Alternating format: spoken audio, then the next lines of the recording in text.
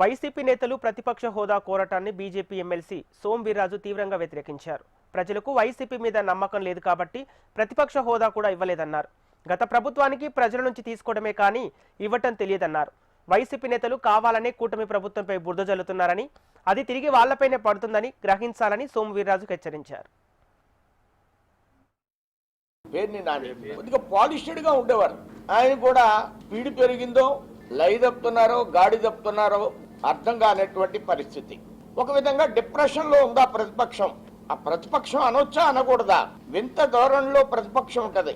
ఒక విధంగా కౌన్సిల్లో ప్రతిపక్షం ఉంటది, అసెంబ్లీలో వాళ్ళకి ప్రతిపక్ష స్థానం లేదు.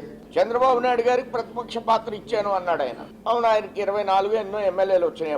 ఇప్పుడు ఏమన్నాడంటే అసెంబ్లీలో ఆయన, నేను ఒక 3 ఎమ్మెల్యేలు కానీ 4 కానీ తీసేసుకుంటే చంద్రబాబు నాయుడికి ప్రతిపక్ష పాత్ర లేదు అంటే 19 వస్తే చంద్రబాబు నాయుడికి ప్రతిపక్ష పాత్ర లేదు. కానీ కొత్త వింత ధోరణితో నీకు 11 ఉన్నాయి.